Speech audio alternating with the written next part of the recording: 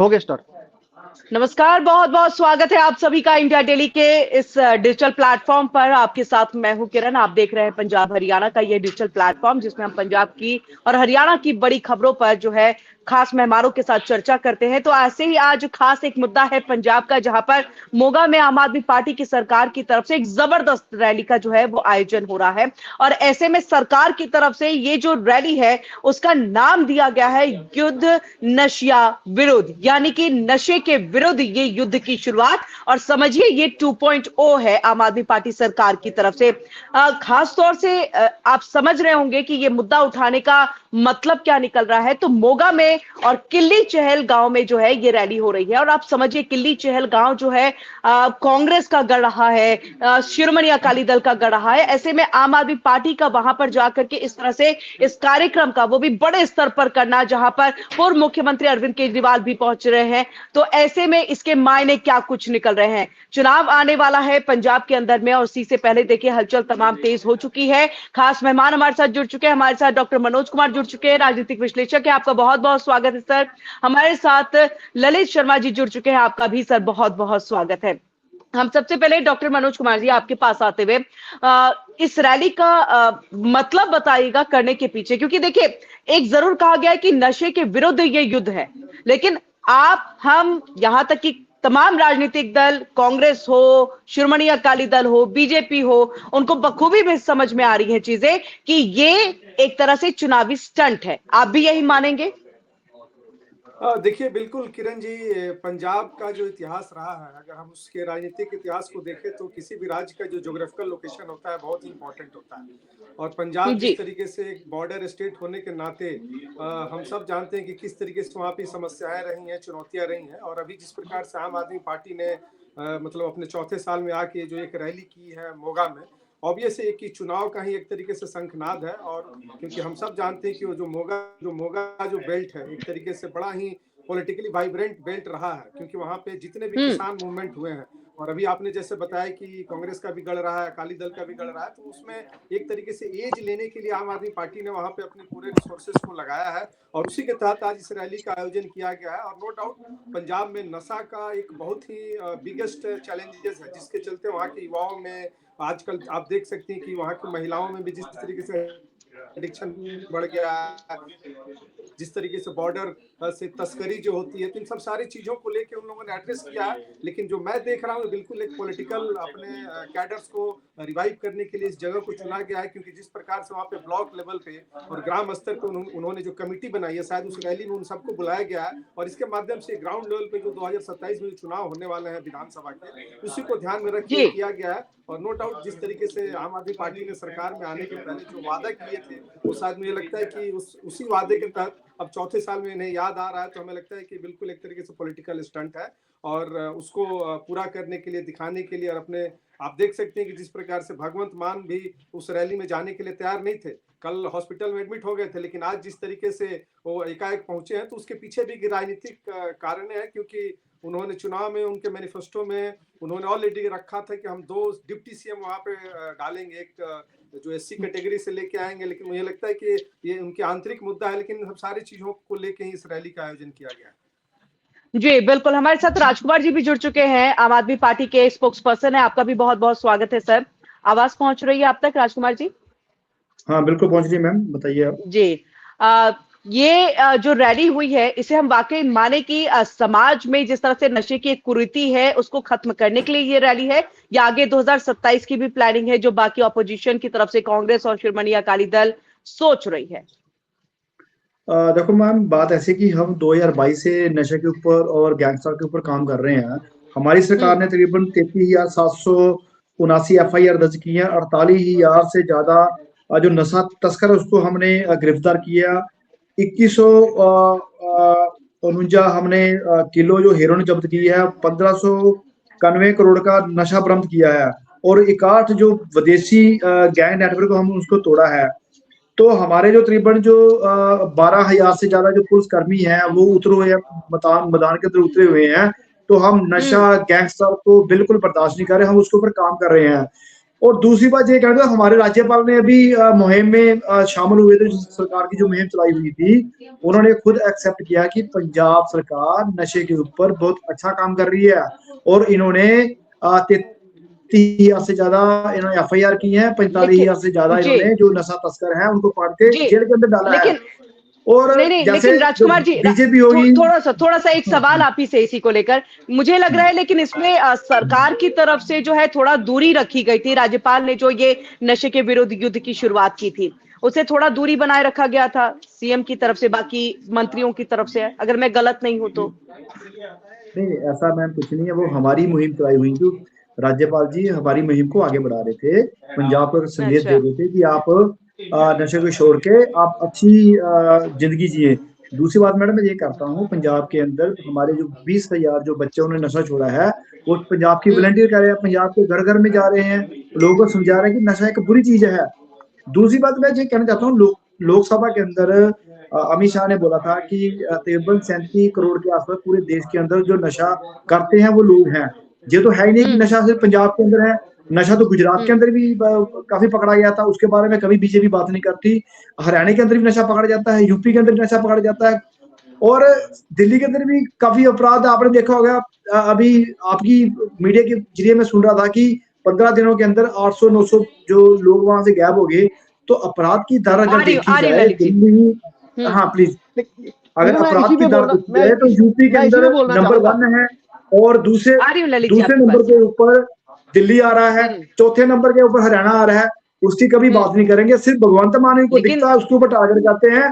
Punjab government अपना काम अच्छा कर रही है, ये लोग हम्म सिर्फ राजनीति कर रहे हैं, हम काम कर रहे हैं और ठीक है पंजाब को आगे ठीक बढ़ा है। रहे हैं। आगे मैं आऊंगी कि आप किल्ली चहल क्यों गए और वहां से क्यों इसकी शुरुआत की है, क्योंकि 2.0 ये आप लोगों का युद्ध जो है नशे के खिलाफ है, वो कांग्रेस और शिरोमणि अकाली दल का गढ़ माना जाता है, तो क्या सेंध लगाने की कोशिश, आऊंगी आपके पास। उससे पहले ललित जी, क्या आप भी मान रहे हैं कि जिस तरह से किरण ये जी सराहनीय पहल किरण है। हाँ जी, किरण जी, जैसे राजकुमार जी ने कहा कि ये नशा दिल्ली में बिकता, हरियाणा में बिकता, ये पंजाब को टारगेट करते हैं।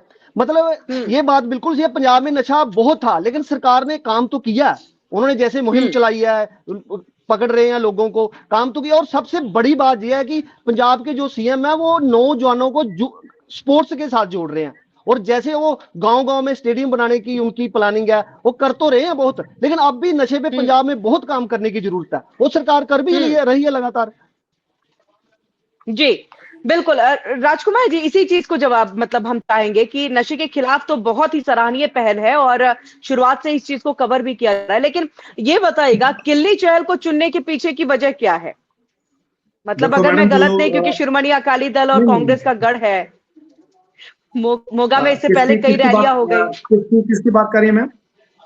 कांग्रेस और शिरोमणि अकाली दल का गढ़ है मोगा में किल्ली चहल गांव, जिसको आप लोगों ने चुना, जहां से इस रैली को आप लोग शुरू कर रहे हैं आज, मैडम पता क्या है या मैम, कर चुके आपने हैं। ना राजा मैं आपको बताना चाहता हूँ, रवनीत सिंह जी बिट्टू का एक बार आपको पता बयान आया था। उन्होंने ये बोला हम्म था कि अगर हम अकाली दल से समझौता करेंगे पंजाब के अंदर फिर हम्म से नशा बिकना शुरू हो जाएगा, पंजाब के अंदर गैंग वार आना शुरू हो जाएंगी। वो इस चीज को समझते हैं, पर रवनीत बिट्टू जी वो भूल गए कि जब इनकी सरकार थी 2007 से लेके 2017 तक रही, 10 साल सरकार रही है, वो उनके साथ थे।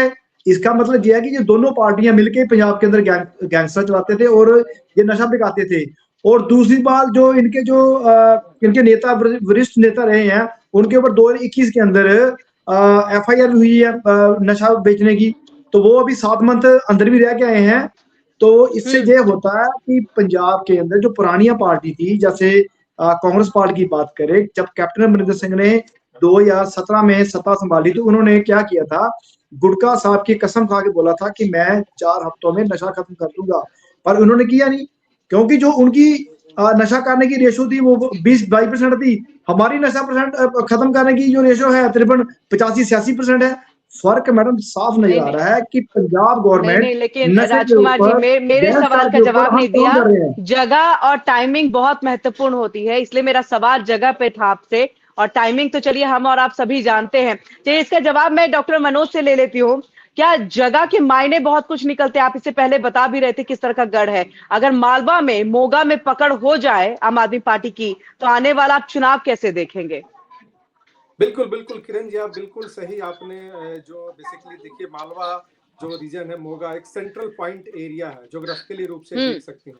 और वहां से जिस तरीके से लगभग जितने भी वहां की जो पॉलिटिकल पार्टीज हैं, आप देख लीजिए पंजाब में जो भी आंदोलन हुए हैं सबका जड़ वहीं से निकलता है, चाहे जितने भी ट्रेड यूनियन की जो भी पार्टीज रही हो या किसान आंदोलन हुए, इवन फार्मिंग का जो मूवमेंट हुआ। तो मुझे लगता है कि ये एक तो सबसे इम्पोर्टेंट कारण रहा आम आदमी पार्टी को वो जगह चुनने का। और दूसरा जो क्योंकि अभी अमित शाह जी का रैली मार्च में वहां पे होना प्रस्तावित है, और मुझे लगता है कि उसी को ध्यान में रखते हुए कि आम आदमी पार्टी ने पहले वहां पे ऑर्गेनाइज करके इस रैली को। और दूसरा जो सबसे इम्पोर्टेंट जो एस्पेक्ट है वो है ब्लॉक जो उनका जो विलेज डिफेंस जो कमेटी जो उन्होंने बना रखी है, उसके माध्यम से वो पूरे गांव गांव में अपना एक तरीके से संगठन का बेस खड़ा करना चाहते हैं। क्योंकि हम सब जानते हैं कि 4 साल हो गए और अभी चुनाव आने वाले हैं, तो जिस तरीके से वहाँ की पॉलिटिकल अनरेस्ट जो इंटरनल जो फाइटिंग दिख रही है वहाँ पे आम आदमी पार्टी को, तो मुझे लगता है कि इन सब सारे चीजों को ध्यान में रखते हुए वहाँ पे बूथ स्तर पे, ग्रामीण स्तर पे किस तरीके से इस चीज को अवेयरनेस के माध्यम से अपने लोगों को जोड़े, और उसी के तहत इस तरीके का रैली का आयोजन वहां पे किया गया।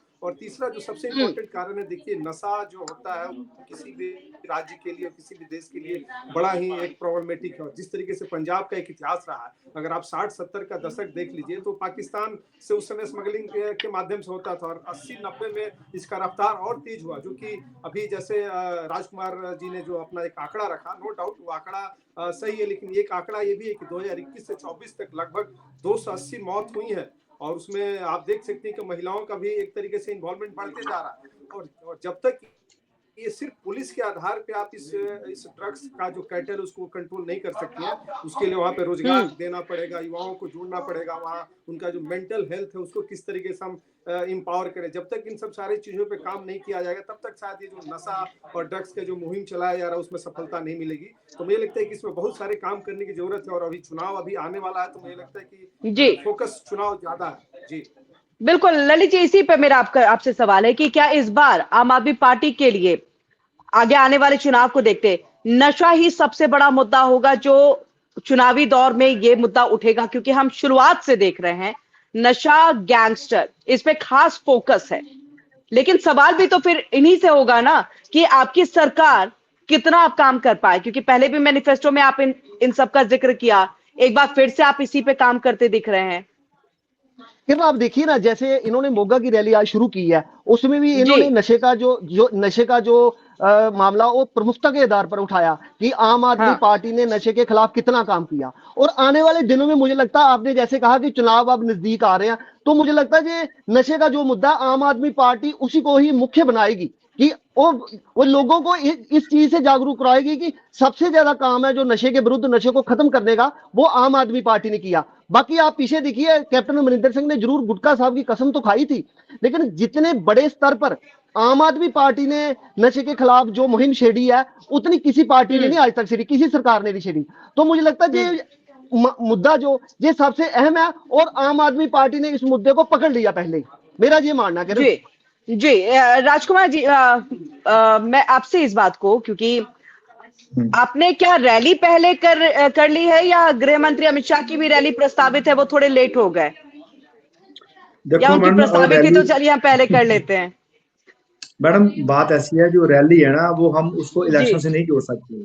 हमारा जो मुद्दा नशा तो है ही है, उसके अलावा हमने पंजाब के अंदर काफी किए हैं। 600 यूनिट हमने बिजली माफ की है, 10 लाख का अभी मेडिकल किया है। आप हिंदुस्तान के अंदर कहीं भी देख लो जो 10 लाख की फैसिलिटी है, चाहे बीजेपी की सरकार है। मुझे लगता है आवाज आ रही है मेरी? हाँ जी, अब आ रही है, बोलिए। हाँ प्लीज। मैडम हम तो प्रॉपर सभी चीजों के ऊपर काम कर रहे हैं, चाहे बिजली फ्री देनी हो, चाहे 10 लाख का बीमा देना हो, लोगों को काफी सहूलतें हम दे रहे हैं, चाहे खेतों में पानी पहुंचाना हो, 13,000 से ज्यादा हमने नहरें पक्की कराई, किसानों के खेतों तक पानी पहुंचाया। ये भी बहुत बड़ा काम था। अभी पिछली जी बाढ़ आई थी पंजाब के अंदर, तो हमने हर किसान को 20-20 हजार का जो उनका बनता मुआवजा उनके घर तक पहुंचाया। और एक स्कीम हमने निकाली थी, जिसका खेत उसकी रेत। तो उन्होंने क्या किया, रेत उठा के खेतों में उन्होंने बेची, अपना उन्होंने नुकसान पूरा किया। हम तो हर दम किसानों के साथ काम किया, किसानों को हमने फैसिलिटी दी, उनको सहूलतें दी, आम जनता को सहूलतें दी। मैडम हिंदुस्तान के अंदर आप देखो, पंजाब का एक बहुत बड़ा एक हमने लगाया है यूनिट, मेडिकल यूनिट जहाँ 3B1 के अंदर वो लीवर ट्रांसप्लांट का लगाया है। वहां पे 5 से 10 लाख का पूरा प्रॉपर खर्चा आता है, तो बंदा अपना कोई प्रॉब्लम हो लीवर को ठीक करा सकता है। आप कहीं भी प्राइवेट में दे लो 50 से 60-70 लाख रुपए खर्चा आता है। तो जो हम तो क्या करते हैं कि जो आम जनता की जो फैसिलिटी है उनको देने की कोशिश कर रहे हैं, तो आप लेकिन ये जो कह रहे हैं एंटी विपक्ष है इनकम्बेंसी फैक्टर वहां पर कुछ नहीं है अभी फिलहाल गवर्नमेंट के लिए? नहीं, उससे उससे उससे कोई हमें कोई फर्क नहीं पड़ेगा। हम तो काम कर रहे हैं, हम काम के आधार पे वोट मांग रहे हैं। जैसे हमारी दिल्ली के अंदर सत्ता थी, हम काम के ऊपर वोटें मांगते, इसी तरह पंजाब के अंदर काम कर रहे हैं। हमारा कोई ऐसा नहीं है कि हम वोटों के लिए काम कर रहे हैं, हम जनता के लिए काम कर रहे हैं, मैं पंजाब के लिए काम कर रहे हैं। पंजाब की अगर लेकिन बात की जाए जो दिल्ली से खुशखबरी नहीं आई ना सर, एक टाइम के बाद खुशखबरी नहीं आई, तो पंजाब मैडम में कुछ देखो तो फिर क्या अलग है, सोचना पड़ेगा। मैडम पता क्या होता है, आपको पता ही है वोट हाँ, चोरी के ऊपर किन के ऊपर इल्जाम लगे हैं, आपको पता ही है, मैं हाँ, उसके ऊपर क्या बोल सकता हूँ, आपको सब पता है।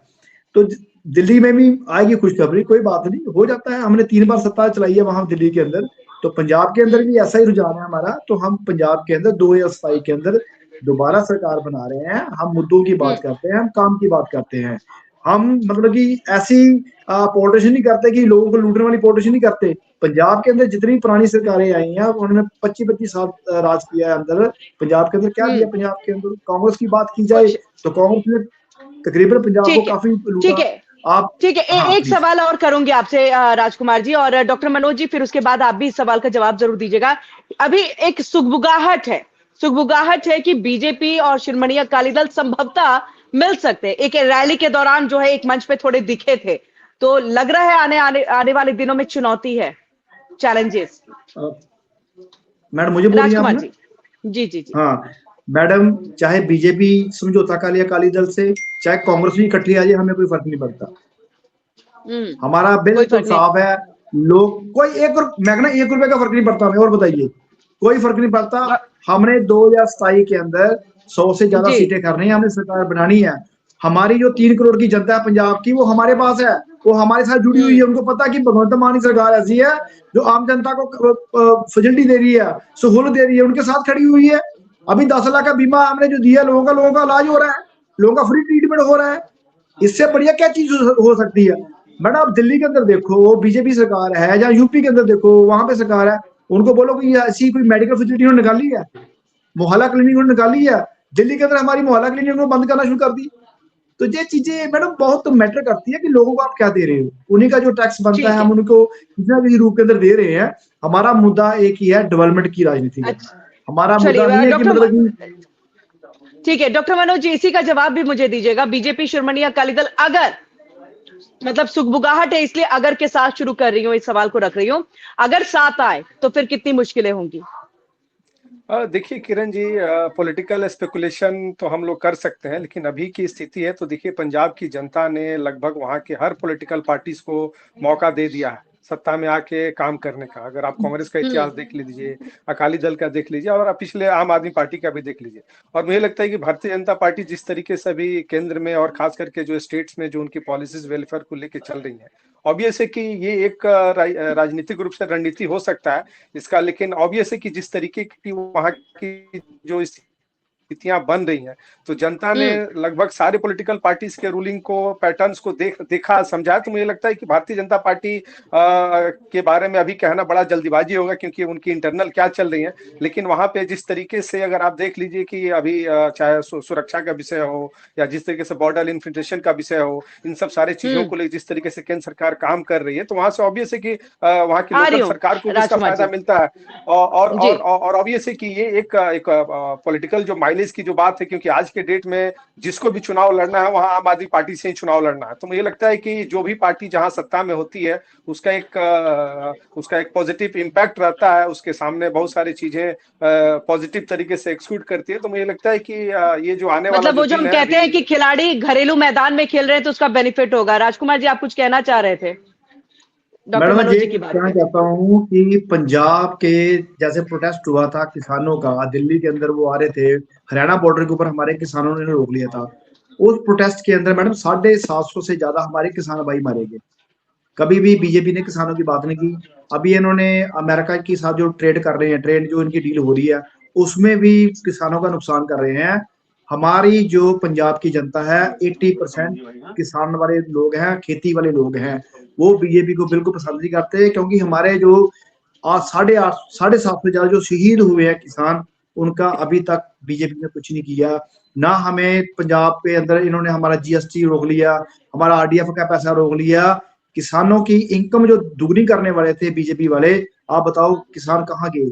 अभी बजट आया, किसानों की बात की इन्होंने, पंजाब की कोई बात की इन्होंने? कोई पंजाब के अंदर ठीक कोई है, इंडस्ट्री लगा रहे हैं बीजेपी ठीक वाले? है डॉक्टर कोई मनोज जी, यहाँ इसका पे जो जवाब आप मैनेजमेंट दे रहे दीजिएगा हैं? कि आप क्या एग्री कर रहे हैं राजकुमार जी की बात से, लेकिन उससे पहले ललित जी आपके पास आएंगे, क्योंकि यहाँ पर बात बीजेपी की और किसानों की एक नाराजगी की बात हुई। शिरोमणि अकाली दल ने गठबंधन तोड़ा था इसी वजह से, अब वापस से अगर साथ आते हैं तो क्या किसान फिर साथ देंगे शिरोमणि अकाली दल का अगर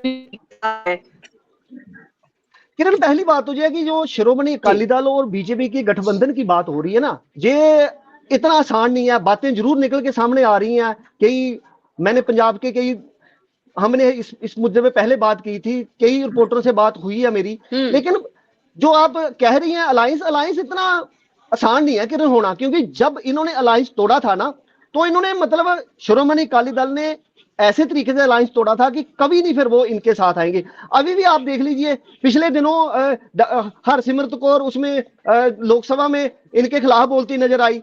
मतलब कह नहीं सकते कि अलायंस होगा। हाँ, अगर अलायंस होगा तो हो सकता कुछ ये शिरोमणि अकाली दल जो वो तो किसानों के हितैषी होने की बात करती है, और बीजेपी भी शायद कुछ ऐसा काम कर जाए या कुछ ऐसी पॉलिसियां निकाल दें अपने, जो कुछ किसानों के हक की बात कर सकते हैं, तो ये हो तो सकता शायद है। उसका बेनिफिट यहाँ पर मिले। डॉक्टर हाँ, मनोज जी यही बताएगा जो जी हाँ इतना पक्का नहीं कह सकते किरण कि इनका अलायंस होगा। अलायंस होने इतनी के चांस जल्दी मुझे होगा इतने दिखते नहीं। जी जी। मैं चाहूंगी डॉक्टर मनोज जी, जो बात राजकुमार जी ने की है, क्या कितना आप एग्री कर रहे हैं? और ऐसे में जो कानून जिसको लेकर के 1 साल तक जो है किसान बैठे रहे, उसको वापस भी तो ले लिया गया ना, तो क्या इसका बेनिफिट नहीं होगा?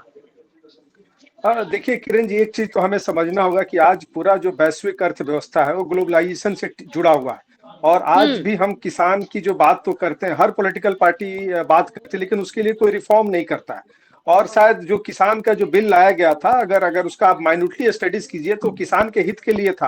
और जिस तरीके से डबल इनकम की बात की गई थी, हम हर जगह तो रिफॉर्म कर लेते हैं, लेकिन किसान की जहां बात आती है वहां पे जो उसके जो मिडिल मैन जो ग्रुप था, जो इंटरेस्ट ग्रुप था, उन लोगों ने जिस तरीके से गवर्नमेंट के खिलाफ एक कैंपेन चलाया, जिसके चलते सरकार को वापस लेनी पड़ी। लेकिन मैं फिर ये कहना चाहता हूं कि देखिए, आज अगर हम देख सकते हैं, चाहे हेल्थ सेक्टर हो या एजुकेशन सेक्टर हो या इकोनॉमिक सेक्टर हो, हर सेक्टर में रिफॉर्म हो रहा है, लेकिन किसान के क्षेत्र में कोई रिफॉर्म करने की बात नहीं कर रहा। तो ऑब्वियस एक पॉलिटिकल इशूज है। हम बात तो करते हैं कि भारत की जो कृषि अर्थव्यवस्था है 60% से ज्यादा आधारित है, लेकिन हम उसके लिए काम क्या कर रहे हैं, उसके सर्विस सेक्टर्स के लिए हम किस तरीके से एम्पावर कर रहे हैं। आज अगर विश्व की अर्थव्यवस्था को देख लीजिए, तो जो भी जहां पे कृषि आधारित अर्थव्यवस्था है, वो साइंटिफिक मेथड से खेती की जाती है, टेक्नोलॉजिकल बेस्ड खेती की जाती है। लेकिन जिस तरीके से यहाँ पे गुमराह किया जाता है किसानों को, मुझे लगता है कि जो सेंटर में जो खास करके जो भारतीय जनता पार्टी जो डबल इंजन की सरकार की बात करती है, और जिस तरीके से अपने अभी अगर आप बजट देख लीजिए 2025-26 का जो बजट आया है, वो जिस तरीके से इंफ्रास्ट्रक्चर को लेके, और इसका कारण हमारे पास एक इतिहास है 11 साल का, क्योंकि 11 सालों में हम चौथी अर्थव्यवस्था बन गए। पर कैपिटा इनकम हमारा कम है, लेकिन हम अगर आप देख लीजिए ओवरऑल जो ग्रोथ है, और अभी भी इस पैंडेमिक के बाद से पूरे वर्ल्ड में जिस तरीके से इकोनॉमिक डिक्लाइनेशन हुआ, भारत अभी भी आज के डेट में 7.4% से ग्रोथ कर रहा है। तो मुझे लगता है कि इन सब सारी चीजों को अगर देखा जाए तो इसमें सरकार की को और भी ज्यादा मतलब अवेयरनेस करने की जरूरत है किसानों के बीच में, कि हम उनके लिए क्या पॉलिसीज ला रहे हैं। क्योंकि देखिए, भारत का जो किसान है, वो खासतौर से जो फ्री ट्रेड हुआ है ईयू के साथ, खासतौर से जो फ्री ट्रेड हुआ है ईयू के साथ, और अभी जो 18% पे हम आ गए हैं अमेरिका के साथ, ऐसे में किसानों को कितना बेनिफिट होगा, ये एक बहुत महत्वपूर्ण है जो जानकारी पहुंचानी जरूरी है। राजकुमार जी, आप कुछ कहना चाह रहे थे, लेकिन मेरे एक सवाल का जवाब दे दीजिए, जो शुरुआत में भी मैंने पूछा था और अब भी, कि किल्ली चहल को आपने क्यों चुना है? अब प्लीज ये मत कहिएगा कि इसको राजनीति से मत जोड़िए। आप हम सब जानते हैं। सुनो, पंजाब का कोई भी शहर ले लो, हमारे लिए बराबर है। चाहे जिस गांव की आप बात कर रहे हैं, चाहे वो ले लो, चाहे आप अमृतसर ले लो, हमारे लिए बराबर है। पंजाब का हर शहर, हर गांव हमारे लिए बराबर है। कहीं भी रैली करो, उसमें कोई फर्क नहीं पड़ता। दूसरी बात, आपने किसानों की बात की, मैम, पूरे हिंदुस्तान के अंदर 8 करोड़ से ज्यादा जो डेयरी फार्मिंग से जुड़े हुए किसान हमारे भाई ना, अगर जैसे इन्होंने डील की है, जो अभी अमेरिकन जो डील की है इन्होंने, मोदी साहब ने, तो वहां से जो ट्रेड आएगा 18%, मतलब हमारा जाएगा ट्रेड, तो 18% हम उनको देंगे टैक्स वगैरह जो भी है ना। अगर हमारा जाएगा तो उसको जीरो टैक्स है। दूसरी बात, अगर वहां से दूध आएगा, दही आएगा, मतलब कि मक्खन आएगा, जो भी आएगा, तो हमारे जो 8 करोड़ जहां पे बैठे हुए किसान वो क्या करेंगे? हमारा किसान तो पहले मरा हुआ है, हमारा किसान तो पहले कर्जे के अंदर डूबा हुआ है। मैडम जी 14 लाख करोड़ रुपया इन्होंने जो बड़े घरानों है उनका इन्होंने माफ कर दिया। मैं अगर गलत नहीं हूं तो मैं आपको बताऊं 2.5 से 3 करोड़ रुपया सारा किसानों का, क्या वो नहीं माफ कर सकते मोदी सरकार? नहीं किया। किसानों को हमेशा इन्होंने अग्नो नहीं, किया है, लेकिन राजकुमार जी, किसानों को ये हमेशा कर्ज इन्होंने, माफी हाँ नहीं, मेरा एक मानना है, क्या ये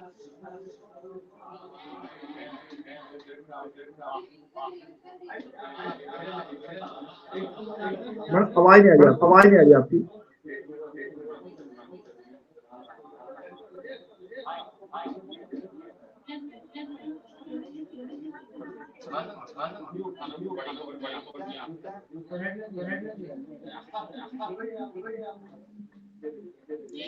मैडम आवाज नहीं आ रही आपकी मुझे ना।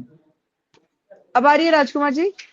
हाँ जी, एक आ मिनट रही है। रुकिएगा। हाँ, जी जी, क्या हाँ, बोल रही है मैम मैं आप? ये कह रही थी, आपने आपने कर्ज माफी का जो जिक्र किया, तो ऐसे में कब तक हम्म। किसानों की कर्ज माफी से ही हम उनकी जिंदगी को या जीवन स्तर को सुधारने की कोशिश करेंगे? हमें कुछ और अलग भी तो तरीका अपनाना है। जितनी पार्टियां आती हैं वो पार्टियां यही मैनिफेस्टो में या यही चुनावी रैलियों में तमाम बातें कहती हैं, तो कर्ज माफी कब तक? जिंदगी बेहतर बनाने के लिए तमाम तरीके हैं। सुनिए किरण जी, बात ऐसा ना, जैसे 14 लाख करोड़ रुपया आप बड़े घरानों का माफ कर दिया, जो बड़े बड़े इंडस्ट्री चलाते हैं उनका माफ कर दिया, 250-300 करोड़ रुपया किसानों का वो माफ कर देते, उनको नई दिशा देते, उनकी खेती को बढ़ावा देते, कैसे काम करना, खेती को ठीक है। बढ़ावा देने की बजाय इन्होंने जो ट्रेड डील कर ली उसमें उनका बेड़ा कर दिया किसानों का। अगर वहां से दूध आएगा तो मैडम 35 रुपए किलो हमारा दूध बिकेगा, अभी 70-75 रुपए बिक रहा, तो आधा कम रेट हो जाएगा, किसान बेचारे और मारे जाएंगे। अगर इन्होंने ट्रेड डील की है करो, कोई बात प्रॉब्लम नहीं है, पर अब किसानों को उसमें मत फ्री इन्वॉल्व करो। ट्रेड में अगर मैं गलत नहीं हूं, तो सामान जब यहां से भी जाएगा, किसानों का भी, डेयरी प्रोडक्ट भी अगर कुछ चीजें जाती हैं, तो वो भी तो, यानी उसका आपको कोई शुल्क पे करने की जरूरत नहीं है। फिर आप जितनी कीमत में वहां बेचना चाहते हैं वहां आराम से आप बेचेंगे, जितनी आपकी लागत उससे आप अपना थोड़ा सा बेनिफिट और जो मुनाफा है उसको एड ऑन करके आप बेचेंगे उसको। मैम बेचेगा कौन वहां पे? बड़े घराने बेचेंगे ना, किसान तो सीधा बेचेगा ही नहीं। यहाँ पे अडानी हम्म। और अबानी बेचेगा ना एक इनसे सामान, तो वो ही तो वही रेट लेगा 30-35 रुपए किलो, अच्छा, जो मतलब तो फिर वो नुकसान जो नुकसान तो कानून था, किसानों का है। नहीं नहीं नहीं नहीं बड़ों का राजकुमार जी, फिर मैडम मैं ऐड ऑन, मैं एक प्लीज। चीज ऐड ऑन करना चाहूंगी।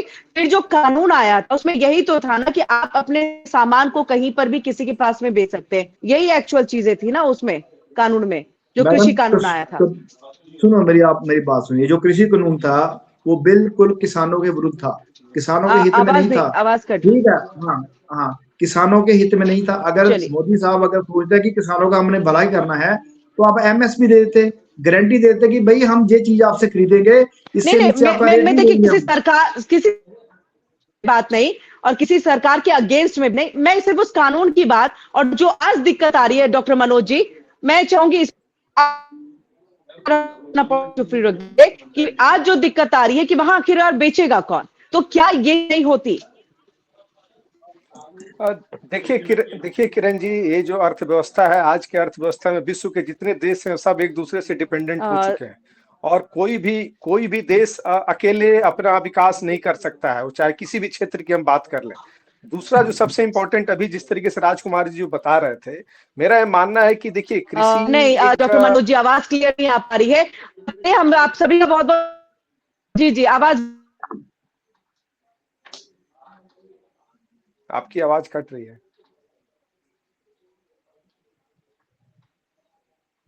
हम सीधा यूरोपीय जो फ्री ट्रेड डील है उसके ऊपर चले गए, में बहुत बेहतरीन है यहाँ पर चर्चा का ये दौर चला। शुक्रिया डॉक्टर मनोज हमारे साथ जुड़ने के लिए, राजकुमार आपका भी बहुत बहुत शुक्रिया, और वहीं ललित जी आपका भी बहुत बहुत शुक्रिया, आप जुड़े हमारे साथ। Thank you so much viewers.